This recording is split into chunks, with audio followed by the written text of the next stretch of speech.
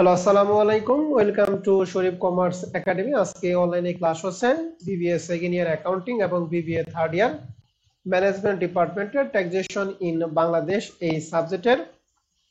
আজকে আমরা করতেছি আর্থিক পরিসম্পদ হতে আয় এই চ্যাপ্টারে। আজকে লেকচার নাম্বার হচ্ছে 2। আজকে আমরা করব বেসিক কোশ্চেন 2, যেটা কমার্স পাবলিকেশন বইয়ের প্রবলেম 6। এখানে আমাদের অঙ্কটা প্রশ্নে বলা আছে যে নিম্নলিখিত তথ্য হতে জনাব ওয়াহিদুজ্জামান এর 2022-2023 আয় বর্ষের জন্য আর্থিক পরিসম্পদ হতে আয় গণনা করো। তাহলে আয় বর্ষটা হচ্ছে 22-23, আর কর বর্ষ তাহলে তোমাদের জন্য কি 23-24। 23-24। এখানে আমাদের আইটেম গুলি দিয়ে আছে টোটাল 14টা। সবাই মিউট করো, যার যখন প্রয়োজন সে আনমিউট করে কথা বলবা। সবাই মিউট করে থাকো। 1 থেকে 14 পর্যন্ত প্রত্যেকটা আইটেম আমাদের একটু ভালো করে আগে নজর করবো, এরপর আমরা পোস্টিং দিব। সর্বপ্রথম 1 নম্বর বলা আছে করমুক্ত সরকারি সিকিউরিটি হতে আয়। এই আয় কথা মানে হচ্ছে সুদ। তাহলে করমুক্তর কাজটা আমরা কি করি একটু বলো তো দেখি সবাই। সম্পূর্ণ কর ধার্য। সবাই আমার সাথে কথা বলবা, হ্যাঁ? এতে কথা বললে কি হবে, তোমার মুখের জড়তা কাটবে। 2 নম্বর লেখা আছে 13% করমুক্ত সরকারি সিকিউরিটির মূল্য দিয়ে আছে। আমাদের লাগে কিন্তু সুদ, বাট এখানে দিয়ে আছে কি মূল্য 30,000 টাকা। আমাদের সুদ কিন্তু 30,000 না, এই 30,000 টাকাই যে 13% যে টাকাটা হবে এইটা হচ্ছে আমাদের করমুক্ত সরকারি সিকিউরিটির সুদ। তাহলে করমুক্ত সরকারি সিকিউরিটির সুদ আমরা কাজ কি করি, সম্পূর্ণ অকরধার্য। তার মানে 1 নাম্বার এবং 2 নাম্বার দুইটা কি সিমিলার প্রশ্ন নাকি। কারণ একে যাবে 10,000 টাকা, আর 2 কত আসবে 30,000 না 30,000 13%? 30,000-এর 13%। 30,000-এর 13%। 3 নম্বর বলা আছে যে করযোগ্য সরকারি সিকিউরিটি হতে হয়। তাহলে করযোগ্য সরকারি সিকিউরিটি হতে হয়, তাহলে করযোগ্য সরকারি সিকিউরিটি কাজ আমরা কি করি, আয় মানে সুদ। সরকারি সুদ আমরা কি করি, সরকারি সিকিউরিটিতে কি কাজ করি আমরা, যে 5% কি করি, 5% হারে মোটা অঙ্কিত করি। 5% মোটা অঙ্কিত করবো কি, 9,500 রে 100 দ্বারা গুণ করবো আর কত দ্বারা ভাগ করবো, 95। এখন প্রশ্ন হচ্ছে মোটা অঙ্কিত করবো কখন, যখন সুদ দেওয়া থাকবে তখন।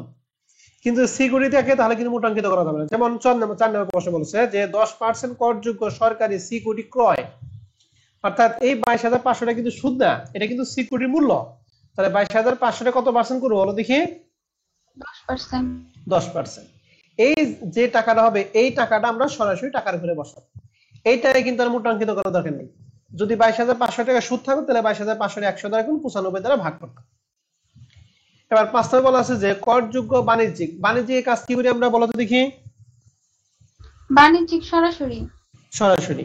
6 নম্বর প্রশ্নে বলছে 8% কর বাদ বাণিজ্যিক সিকিউরিটি ক্রয়, তাহলে এখানে সুদ কত, 20,000-এর 8%।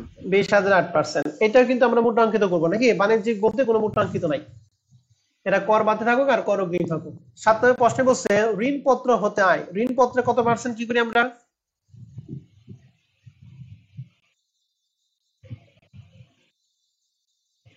ঋণপত্র ট্রেজারি বন্ডের আয় কয় পার্সেন্ট বলো তো দেখি, 10%। কে 10%, ঋণপত্র ট্রেজারি এটা কি 10%? 5%।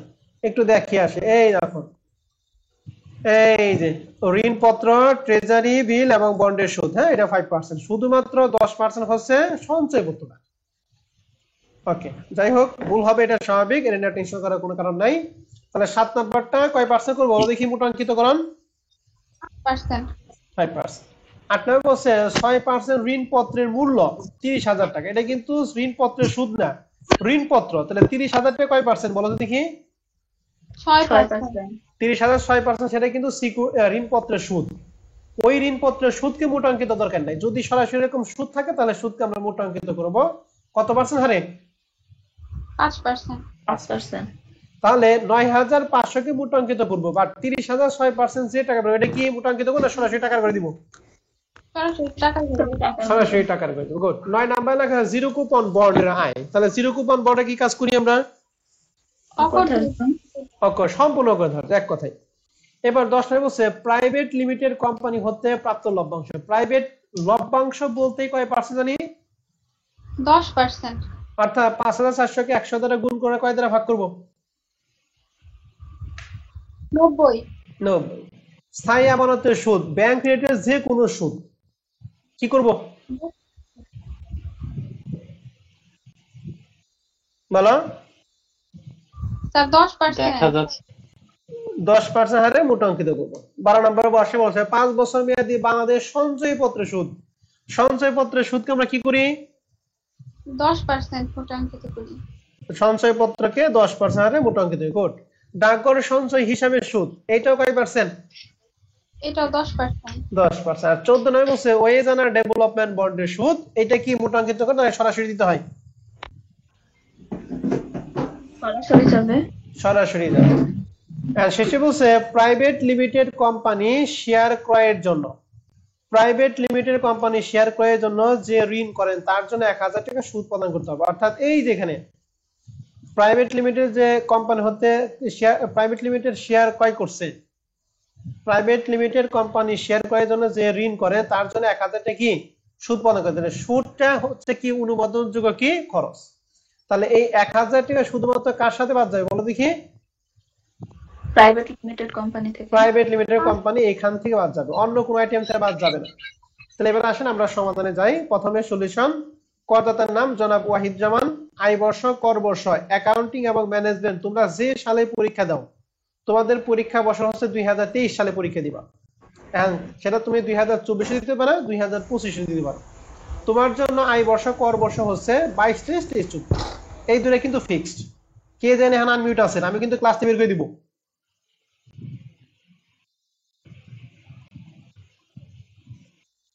এই আয় বর্ষ কর বর্ষ তোমাদের জন্য ফিক্সড, এখানে কোনো হাত দেওয়া যাবে না। এরপর আমরা লিখছি আর্থিক পরিসম্পদ হতে মোট আয় বিবরণ, আয়ের খাত বিবরণ টাকা টাকা। আর্থিক পরিসম্পদ হতে আয় ধারা কত? 62 থেকে কত বলো দেখি?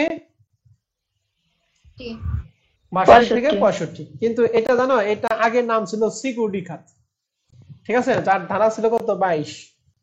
দেখছেন 22 থেকে কোথায় গেছে? 62 তে চলে গেছে। প্রতি বছর কি আপডেট হয়, এর জন্য এই সাবজেক্টটা আমাদের একটু সবাইকে পরে পড়তে হয়, আপডেট নিয়ে পড়তে হয়। তো আর্থিক পরিসম্পদ হতে আয়ের মধ্যে আমাদের টোটাল আইটেম ছিল কয়টা? এখানে 14টা। তাহলে 14টার মধ্যে প্রথম আইটেমটা কি আছে? করমুক্ত। বলো তো এই অঙ্কে করমুক্ত কয়টা আছে? দুইটা। তাহলে দুইটা আমরা একসাথে যোগ করে তারপরে অকর ধার্য করবো। হ্যাঁ, আলাদা আলাদা অকর ধার্য করলে হবে দুইটা একসাথে, তবে আলাদা আলাদা করলে আমাদের জায়গা বেশি লাগবে আর একসাথে করলে জায়গা কম লাগবে। তাহলে করমুক্ত সরকারি সিকিউরিটি সুদ ছিল 10,000, আমরা এখানে দিচ্ছি করমুক্ত সরকারি সিকিউরিটি সুদ 10,000। আর একটা ছিল 13% করমুক্ত সিকিউরিটির মূল্য, আমরা বের করবো সুদ 30,000 টাকার 13%। 30,000 এটা 13%, এটা হবে 10%। হ্যাঁ, এটা হবে 10%। 30,000 টাকা 10% হচ্ছে 3,000 টাকা। তাহলে 10 এবং 3 যোগ করা হয় 13,000 টাকা। এই 13,000 টাকা পুরাটাই আমরা লিখছি অকর ধার্য সম্পূর্ণ। তাহলে 13,000 13,000 13,000 থেকে 13,000 গেলে কি থাকবে? জিরো থাকবে। প্রথম আইটেমটা কি আমরা সবাই বুঝতে পারছি? জি স্যার। করমুক্ত যদি আরো 5টা থাকতো তাহলে সবগুলো সিরিয়ালি লিখে যোগ করে তারপরে পুরো টাকা একসাথে বাদ দিতাম। আবার তুমি যদি কও না স্যার আমি করমুক্ত সরকারি সিকিউরিটি 10,000 বাদ অকর ধার্য সম্পূর্ণ 10,000 সমান সমান 0, আবার লিখবো 10% হারে করমুক্ত সরকারি সিকিউরিটি সুদ 3,000 মাইনাস অকর ধার্য সম্পূর্ণ 3,000 সমান সমান 0, তাও কোনো সমস্যা নাই। ঠিক আছে,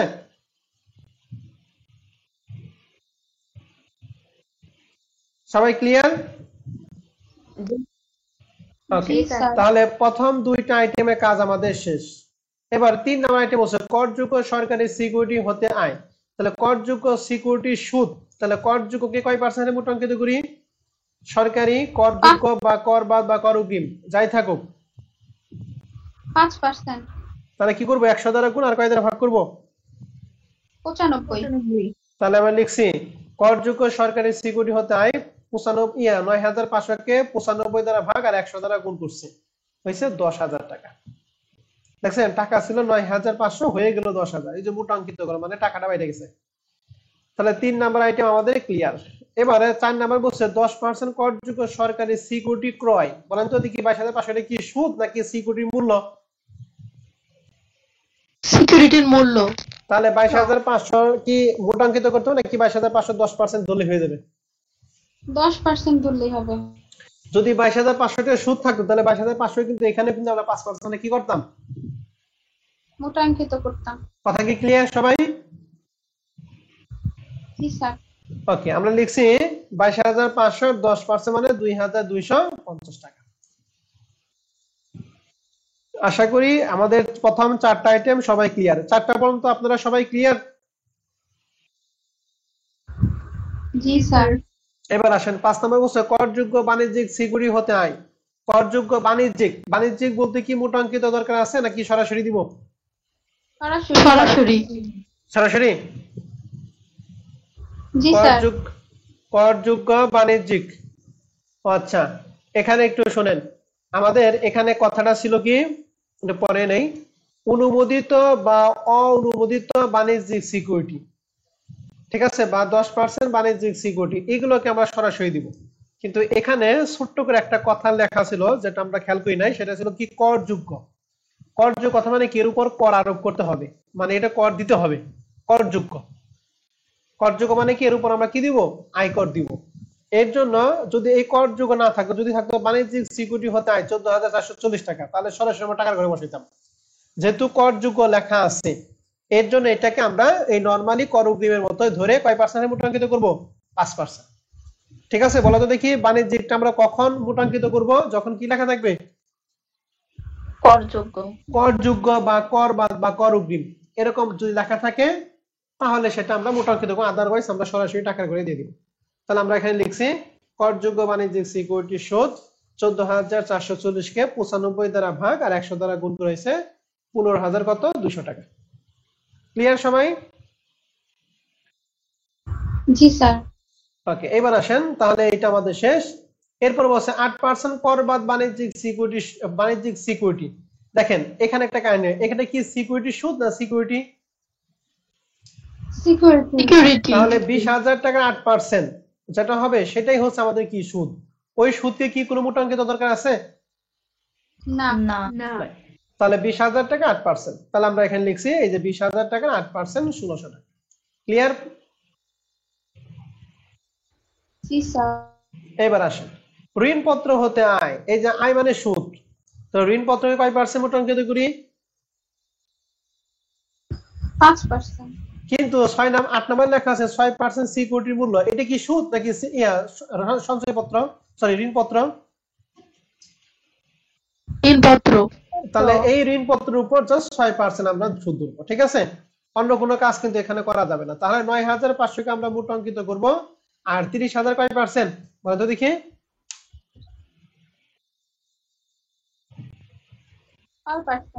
6%। তাহলে এই যে ঋণপত্রকে আমরা 9,500 কে 95 দ্বারা ভাগ 100 দ্বারা গুণ করে পাইছি 10,000, আর 6% ঋণপত্রের সুদ 30,000 টাকা, 6% হচ্ছে 1,800 টাকা। তাহলে আমাদের এই 6% ঋণপত্র আমরা সবাই ক্লিয়ার? জি স্যার। এবার বলেন জিরো কুপন বন্ডের আয় 15,000 টাকার কাজ কি করব? সম্পূর্ণ অকরধার্য। সম্পূর্ণ অকর। তাহলে 15,000 টাকা আমরা এখানে লিখছি, বাদ অকরধার্য সম্পূর্ণ 15,000 সমান টাকাটা কি জিরো। এরপর প্রশ্নে বলা আছে কি জিরো কুপন বন্ড গেল, আর 10 নম্বর বলছে প্রাইভেট লিমিটেড কোম্পানি হতে লভ্যাংশ। তাহলে প্রাইভেট লিমিটেড কোম্পানির লভ্যাংশ কত পার্সেন্ট মোটাঙ্কিত করি আমরা? 10%। 10%। তাহলে দেখো প্রাইভেট লিমিটেড কোম্পানির লভ্যাংশ 5,400 কে 90 দ্বারা ভাগ 100 দ্বারা গুণ করেছে 6,000 টাকা। আর এই প্রাইভেট সম্পর্কে নিচে একটা কথা বলা ছিল, এই যে বলছে প্রাইভেট শেয়ার যে ক্রয়ের জন্য যে ঋণ গ্রহণ করে তার জন্য 1,000 টাকা কি দিছে বলো দেখি? সুদ। তাহলে এটা লিখছি অনুমোদন যোগ্য খরচ, ব্যাকেটে কি লিখছি ঋণের সুদ 1,000 টাকা। তাহলে 6,000 থেকে 1,000 বাদে থাকে 5,000 টাকা। এই ঋণের সুদটা এর সাথে বাদ গেছে, সবাই ক্লিয়ার? জি স্যার। ওকে, এরপরে স্থায়ী আমানতের সুদ কয় পার্সেন্ট? 10%। সঞ্চয়পত্রের সুদ কয় পার্সেন্ট? 10%। সঞ্চয়পত্র কয় পার্সেন্ট? 10%। ডাকঘর সঞ্চয় হিসাবে সুদ কয় পার্সেন্ট? 10%। তাহলে দেখেন আমরা এখানে লিখছি স্থায়ী আমানতের সুদ কত, এটা এটা 10%। তারপরে 5 বছর মেয়াদী বাংলাদেশ সঞ্চয়পত্রের সুদ সঞ্চয়পত্রের সুদ 5%, 95। আমরা সঞ্চয়পত্র এটা একটু পরে আসি। ডাকঘর সঞ্চয় হিসাবে সুদ 900 টাকা 90 দ্বারা ভাগ 100 দ্বারা গুণ, এটা 10% মোটা অঙ্কিত করছি। আর ওয়েদার ডেভেলপমেন্ট বন্ডের সুদ আমরা মোটা অঙ্কিত করি না, এটা সরাসরি টাকার করে দিই। এখন প্রশ্ন হচ্ছে সঞ্চয়পত্রের সুদ আমরা 5% কেন বললাম? আমরা একটু দেখে আসি আমাদের এখানে কি ছিল। এখানে আমাদের ছিল সরকারি সঞ্চয়পত্র বা সঞ্চয়পত্রের সুদ। সরকারি সঞ্চয়পত্র বা সঞ্চয়পত্র, এই ক্ষেত্রে আমরা 10% করব। ঠিক আছে, বোঝা গেছে। দেখেন এখানে সরকারি সঞ্চয়পত্র অর্থাৎ সরকারি ব্যাংকে থেকে যদি আমরা কোনো সঞ্চয় কিনি তাহলে সেটা হচ্ছে কত পার্সেন্ট? 10%। কিন্তু এখানে বসে বলেছে 5 বছর মেয়াদি বাংলাদেশ সঞ্চয়পত্রের সুদ, মানে এই সঞ্চয়পত্রটা কিনছে 5 বছরের জন্য কিনছে। ঠিক আছে, তাই 5 বছরের জন্য কিন্তু এক কথায় সঞ্চয়পত্র আমাদের লেখা আছে। এখানে আমাদের একটুখানি মিস্টেক আছে, সেটা হচ্ছে এখানেই আমাদের 10% হারে মোট অঙ্কিত হবে, যেটা কিনা আমরা এখানে ভুলে 5% দিছি। ঠিক আছে, তাহলে এটাকে আমরা কি করব বলো দেখি। 19,500 কে 90 দ্বারা ভাগ করব, আর 100 দ্বারা কি করব? গুণ করব। গুণ করব। তাহলে ধাতো কত হয়? 19,500 কে 90 দ্বারা ভাগ 100 দ্বারা গুণ করে কত হয়?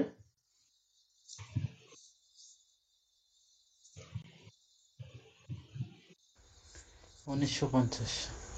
ঠিক আছে, 1950 উল্টা পাল্টা ওখানে। 19,500 কে 90 দ্বারা ভাগ 100 দ্বারা গুণ বোকা। 21,666। হ্যাঁ ঠিকই আছে। আর তাহের মনে হয় তুমি ওই 10% সরাসরি ধরছিলে, এই জন্য সমস্যা হয়েছে। ঠিক আছে, আচ্ছা, জি। তাহলে 21,000 কত হয় ম্যাডাম?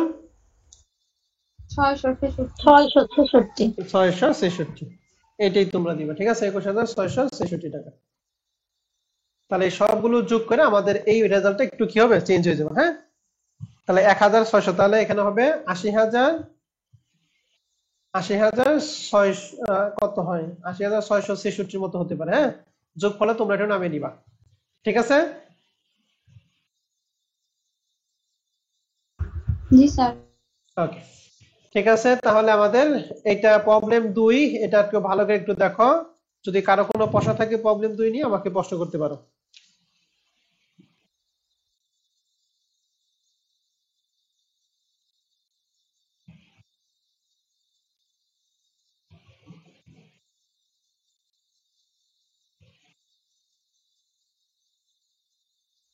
স্যার 8 নাম্বার পয়েন্ট, হ্যাঁ, 8 নাম্বার 6% ঋণ 6%। পত্রের মূল্য হ্যাঁ 30,000 হ্যাঁ টাকা। এখানে স্যার 6% উল্লেখ আছে দেখে কি আমরা 6% নিছি, আর যদি হ্যাঁ, উল্লেখ না থাকতো তাহলে 5% 6% উল্লেখ আছে থেকে 30,000 6% ধরছে। হ্যাঁ, আর 6% উল্লেখ না থাকলে যদি বলতো ঋণপত্রের সুদ, তাহলে এই যে সুদ থাকবে ওই সুদকে আমরা 5% হারে মোটাঙ্কিত করতাম। ঠিক আছে ম্যাডাম? জি স্যার। আর এখানে 6% পরিবর্তে অন্য যে কোনো পার্সেন্ট উল্লেখ থাকলে 30,000 টাকা ওই পার্সেন্ট ধরবা। ওকে, আর কারো কোনো সমস্যা আছে বেসিক কোশ্চেন 2 নিয়ে?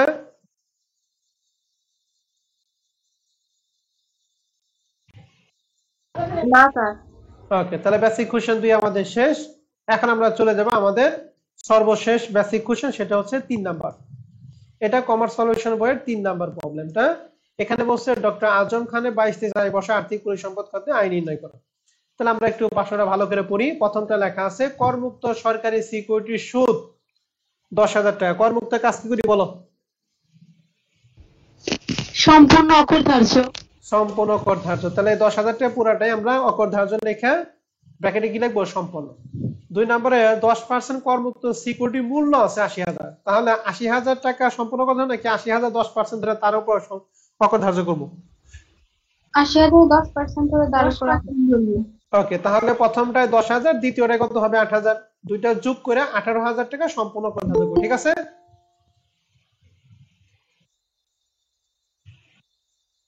প্রথম দুইটা কাজ ক্লিয়ার? জি স্যার। তাহলে আমরা একটু স্যার। দেখে নেই। এই যে করমুক্ত সরকারি 10,000, 10% করমুক্ত সরকারি সিকিউরিটি সুদ 80,000, 10% 8,000, দুইটা যোগ করে 18,000। 18,000টা আমরা সম্পূর্ণ অকর ধার্য করছি। তাহলে আশা করি আমরা সবাই প্রথম দুইটা ক্লিয়ার। এরপরে প্রশ্নে বলছে যে সরকারি সিকিউরিটি সুদ 38,000। তাহলে সরকারি সিকিউরিটি সুদে কাজ কি করি আমরা?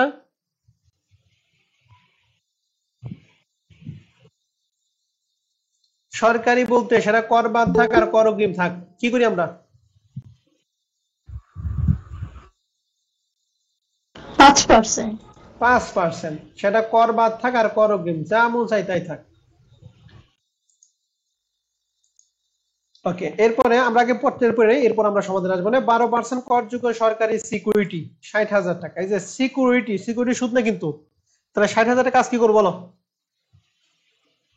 12% করে 12%। এটা কি মোটাঙ্কিত দরকার আছে?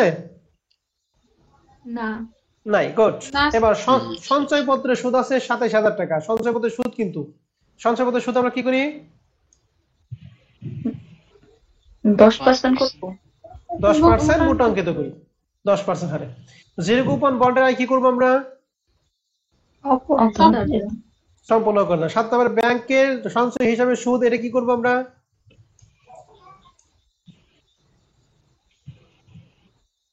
ব্যাংক রেটের যে কোনো সুদ এবং লভ্যাংশ যে কোনো কিছুই 10% হারে কি করবো? মোটাঙ্কিত। ওকে, এবার বলেছে বন্দুকের ঋণের সুদ।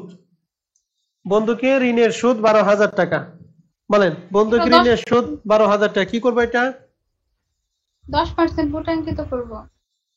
10% হারে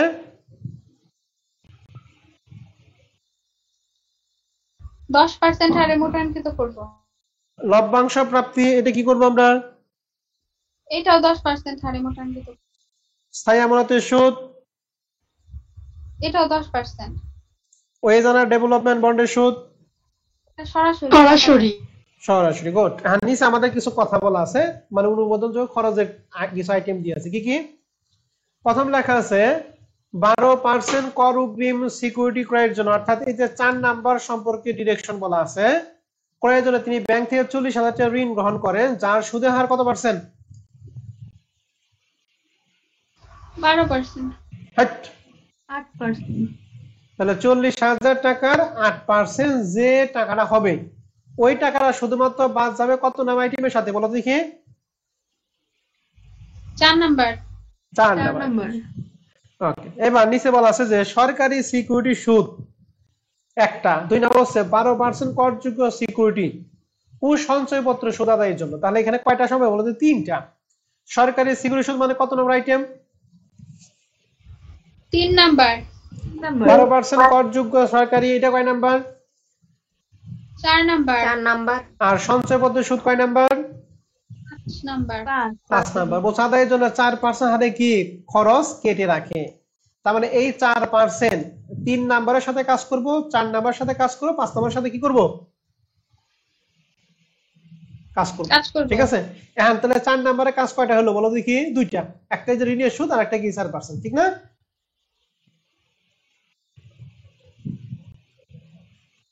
আমার কথা কি বুঝছো?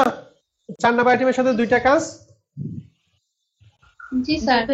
এখন আসেন, প্রথম 2টা টাকা জিরো হয়ে গেছে, আমরা আগে পড়াইছি। সরকারি সিকিউরিটি সুদ ছিল 38,000 টাকা, এটাকে আমরা মোটা অঙ্কিত করে পাইছি 40,000। আর এই যে সরকারির জন্য আমাদের কয় পার্সেন্ট কেটে রাখছে? 4%। লিখছি অনুমোদনযোগ্য খরচ, লিখলেও কোনো সমস্যা না, আমরা লিখছি আদায় খরচ সরাসরি। তাহলে এই যে যে টাকাটা হয়েছে, এই টাকার কত পার্সেন্ট বলো দেখি? 4%। ঠিক আছে। তাহলে কত? 1,600 টাকা। তাহলে 40,000 1600 গেলে 38,400 টাকা। ক্লিয়ার? 2 নাম্বারটা। স্যার আরেকবার বুঝাই দেন। আবার বলতেছি, সরকারি সিকিউরিটি সুদ ছিল কত টাকা? 38,000 টাকা। আর সরকারি কি করি আমরা? 5% মোটাঙ্কিত করি না? তাহলে 95 দ্বারা ভাগ 100 দ্বারা গুণ করে কত হয়েছে? 40,000। এবং প্রশ্নে বলেছে যে সরকারি সিকিউরিটি সুদ আদায়ের জন্য কয় পার্সেন্ট হারে টাকা এটা কেটে রাখে?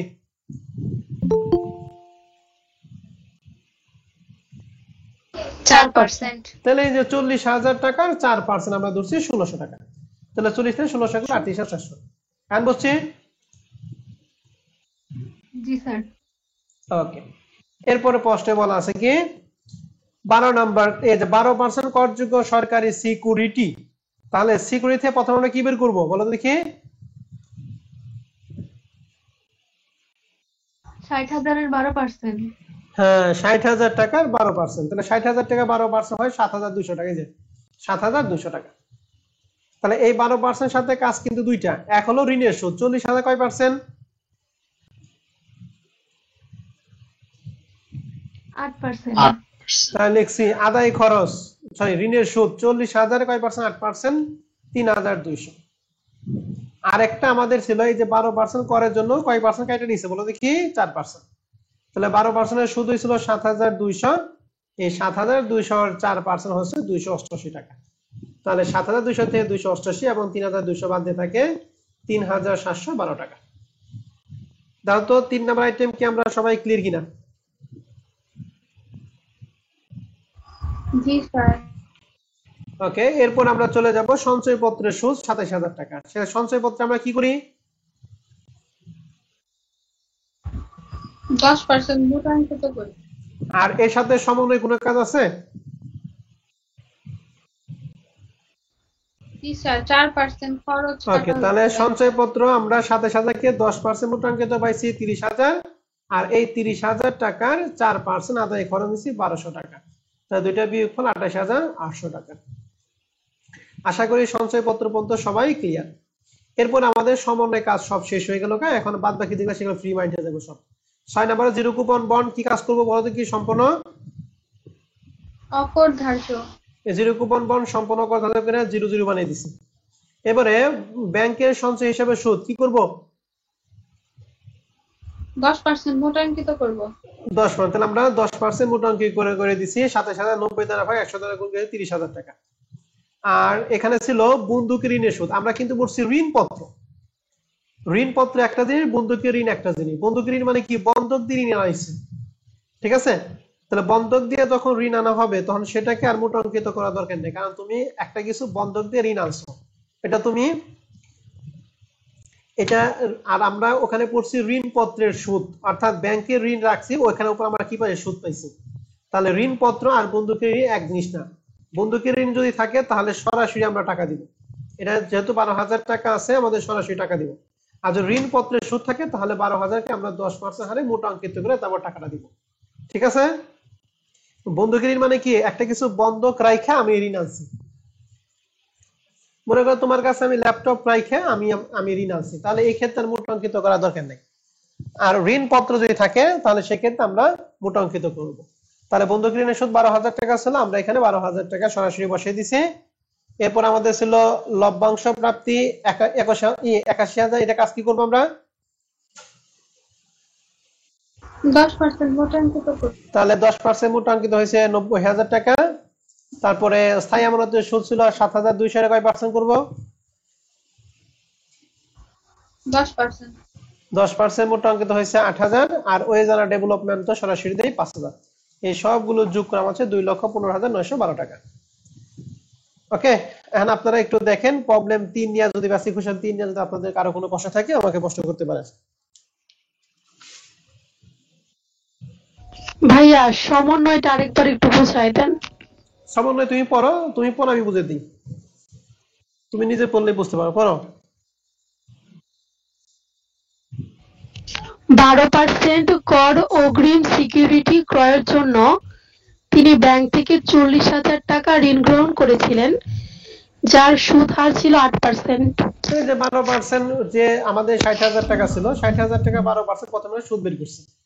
মানে এই 60,000 যখন কিনছিল তখন একটা ঋণ গ্রহণ করছিল, ঋণের পরিমাণ কত? 40,000। এই 40,000 8% সুদ দিছে, তাহলে 40,000 8% তার আমরা ঋণের সুদ বাদ দিয়ে দিব। আর নিচে বলছিল সরকারের সিকিউরিটি 12% করযোগ্য সিকিউরিটি এবং ঋণপত্র, সুন্দর করে বলাই আছে। এই তিনটা জিনিসের জন্য 4% মানে কি কাটে রাখে? আদায় খরচ। তাহলে যখন যার যারা কাজ করবো তখন তার টাকার উপর আমরা 4% করে কাটে রাখবো, আদায় খরচ হবে। ঠিক আছে ভাই? এখানে জোর করে যা বলা আছে আমরা ঠিক তাই করছি। তাহলে 3 নাম্বার নিয়ে আপনাদের কোনো আরো কোনো প্রশ্ন থাকলে বলেন।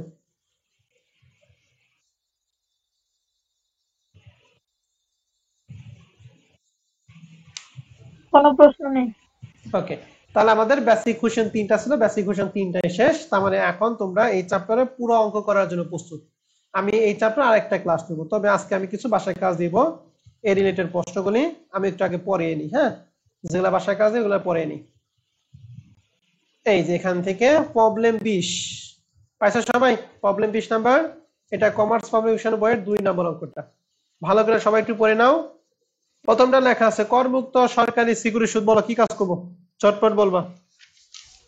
সম্পূর্ণ অকরধার্জিত। 2 নম্বরে 12% করমুক্ত সরকারি সিকিউরিটি মূল্য। বলো এটা কি কাজ করব?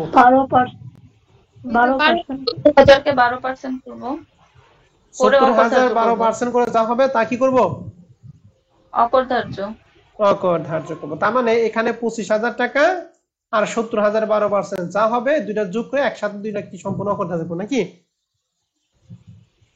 জি ভাইয়া। ওকে, এরপর আসেন করযোগ্য সরকারি সিকিউরিটি সুদ। বলো এটা কি করব? মোটাঙ্কিত করবো। 5%। 5%। 5%। সরকারি সঞ্চয়পত্রের সুদ। 10% মোটাঙ্কিত করবো। ঋণপত্রের সুদ। 10%। 10% না 5%? 10%। 5%। দুইজন কিন্তু দুই কথা বলছেন, ভালো করে বলেন। ঋণপত্রের সুদ কয় পার্সেন্ট? ভাইয়া 5%। 5%। ঋণপত্র, ট্রেজারি আর একটা বন্ডের সুদ আছে। হ্যাঁ, এই তিনটার ক্ষেত্রে 5%। এবার ইসলামী শরিয়ত ভিত্তিক সিকিউরিটি হতে লভ্যাংশ। মানে তো থেকে 10%। লভ্যাংশ। হ্যাঁ 10% হ্যাঁ, মোটাঙ্কিত। শুনেন, লভ্যাংশ ক্ষেত্রে বলছিলাম যে প্রাইভেট বা পাবলিক এই ক্ষেত্রে 10%, কিন্তু এটা ইসলামী শরিয়া ভিত্তিক। তার মানে ইসলামী ব্যাংকে যেগুলো আছে, হ্যাঁ, ইসলামী শরিয়া ভিত্তিক যদি এটা লেখা থাকে, হ্যাঁ, তাহলে সেক্ষেত্রে তারা একটু ইসলামিক ব্যাংকে যারা তারা একটু সুদ কম খায়, আর নর্মালি যারা তারা সুদে টুকি খায় বেশি খায়। ব্যাপারটা বুঝছো? তুমি এমনি মনে রাখবা। হ্যাঁ, নর্মালি ব্যাংকের ক্ষেত্রে 10% সুদ কাটে, আর ইসলামী ব্যাংকের ক্ষেত্রে যেহেতু তারা ধর্ম মেনে চলে এই জন্য তারা একটু সুদের হারটা কম কাটে। ঠিক আছে, এই জন্য ইসলামী ব্যাংক যদি লেখাতে তার সেক্ষেত্রে 5% হারে কম মোটাঙ্কিত করবো। হ্যাঁ, 5% বলো তো দেখি। 5%। 5%। তাহলে মনে রাখো ইসলামী দেখে এটা কত পার্সেন্ট? 5%। যদি ইসলামী যদি না থাকতো তাহলে আমরা কয় পার্সেন্ট করতাম? 10%। এটা কিন্তু মনে রাখতে হবে। হ্যাঁ,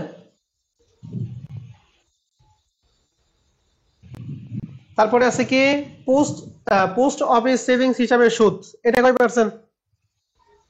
10%। 10%। তাহলে 20 নাম্বার নিয়ে আপনাদের আর কোনো প্রশ্ন থাকলে বলেন। আচ্ছা, সমস্যা নেই।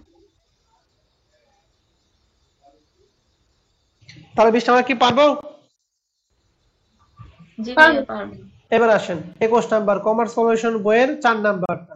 এটা কিন্তু সেই বড় একটা অঙ্কটা আমি পড়ে দিতেছি, নিচের সমন্বয়গুলি পড়ে দিতেছি। ঠিক আছে, একটু ভালো করে খেয়াল করে।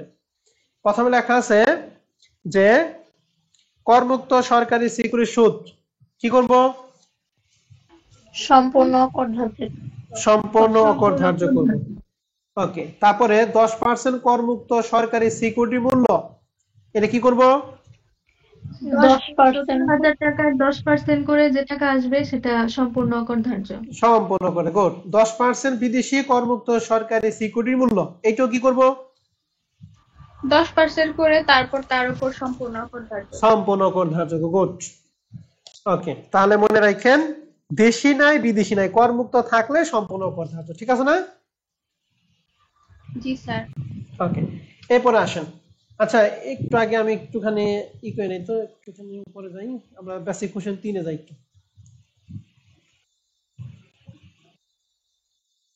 3 এ না 2 এ?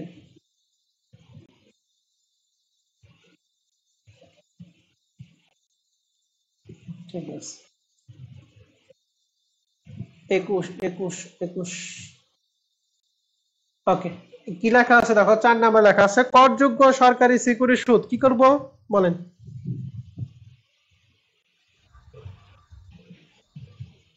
5%। 5% মোটাঙ্কিত করবো। আমরা কিন্তু নিচে আমাদের কোনো কিছু পড়ি নাই, এগুলো পড়া দরকার নেই, পরে পড়ে নিব। 12% করযোগ্য সরকারি সিকিউরিটি। এটা 12% করে সরাসরি। 12% করে সরাসরি কোর্স। এবার 6 নম্বর হচ্ছে অনুমোদিত বাণিজ্যিক সিকিউরিটি সুদ। অনুমোদিত বা অনুমোদিত বাণিজ্যিক থাকলে কি করি? সরাসরি। সরাসরি। সরাসরি সিকিউরিটি মূল্য কিন্তু ম্যাডাম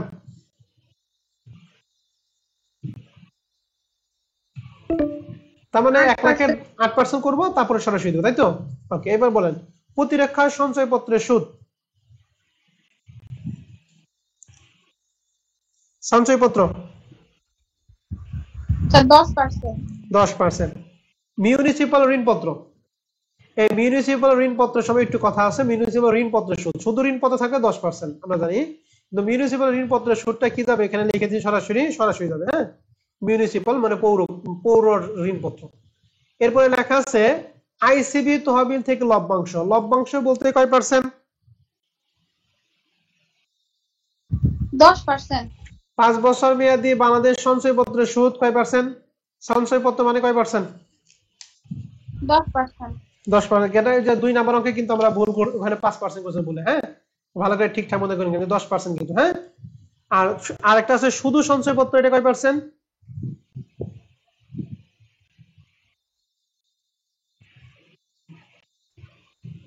10%। 10%। বাংলাদেশ সঞ্চয়পত্র শুধু সঞ্চয়পত্র লেখা থাকে 10%, কোনো কথা নেই। ডাকঘর সঞ্চয় হিসাবে সুদ কয় পার্সেন্ট? 10%। এবার নিচে বলছে জনাব আব্দুল কাদের এহান সমন্বয়গুলি পড়েছে। অনুমোদিত বাণিজ্যিক সিকিউরিটি ক্রয়, বলেন তো অনুমোদিত মানে কত নাম্বার আইটেম সম্পর্কে বলছে? 6 নাম্বার। 6 নাম্বার। এই 7,000 টাকার সাথে কাজ করে বলছে যে ক্রয়ের জন্য 10% সুদে 50,000 টাকা ঋণ করবে। তাহলে 50,000 টাকা 10% হবে 5,000 টাকা। তাহলে 5,000 টাকা 7,000 যখন করবো তখন কি করবো বলো? যোগ করবো না বিয়োগ করবো? বিয়োগ। বিয়োগ করে নিবো, শেষ। 8% অনুমোদিত বাণিজ্যিক সিকিউরিটি ক্রয়ের জন্য 8% অনুমোদিত বাণিজ্যিক, তো আমি কয় নাম্বার সম্পর্ক বলো দেখি? এই যে 7 নাম্বার সম্পর্ক জন্য তিনি 6% সুদে 30,000 টাকা ঋণ গ্রহণ করছে। তাহলে 30,000 টাকা কয় পার্সেন্ট? 6%। এটা কার সাথে বাদ দিব? এই 1 লাখের 8% যে 8,000 টাকা, ওই 8,000 টাকার সাথে কিন্তু বাদ দিব। ঠিক আছে, আবার 1 লাখের সাথে বাদ দিয়ে না কিন্তু। ঠিক আছে না? জি স্যার। এখন একটুখানি আমি এখানে একটু হিসাব করে নেই। আমি বলছে এবং এই দুটি সুদ আদায়ের জন্য 500 টাকা কি করছে? চার্জ কর্তন করছে। দুইটা সুদ আদায়ের জন্য 500 টাকা। কোন টাকার জন্য কত তা কিন্তু উল্লেখ নাই। কোনটা? একটা 8% অনুমোদিত, তার মানে 7 নাম্বার, আর একটা অনুমোদিত মানে কি 6 নাম্বার। 6 নাম্বার তো সুদ সরাসরি লেখাই আছে নাকি? তাহলে 6 নাম্বার 7,000 7,000ই। আর 7 নাম্বারে 1 লাখের 8% কত হয় বলো দেখি? 8,000, তাই না? এই দুইটা তুমি না সুদ। তাহলে সুদ মূল কত টাকা বলো দেখি?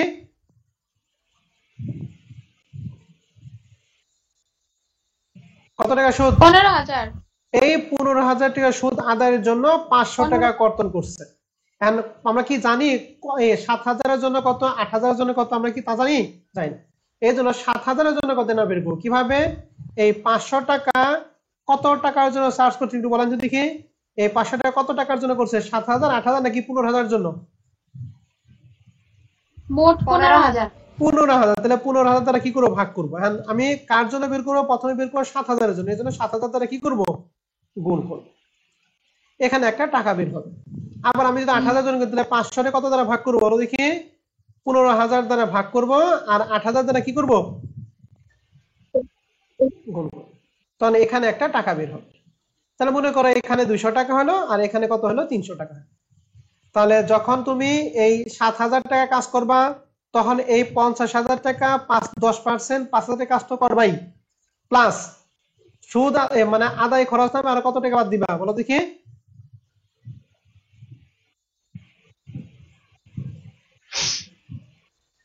কত বাদ দিবা?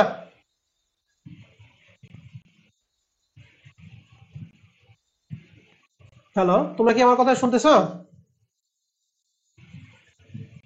স্যার বুঝি নাই। স্যার যখন আমি 7,000 টাকা কাজ করবো, এর সাথে এই 7,000 টাকার জন্য 50,000 ঋণ গ্রহণ করছে, 10,000 টাকা, 50,000 10% 5,000 টাকা বাদ দিব না? এটা কি নামে বাদ দিব? ঋণের সুদ নামে বাদ দিব। আর এই 200 টাকা কি নামে বাদ দিব? আদায় খরচ নামে বাদ দিব।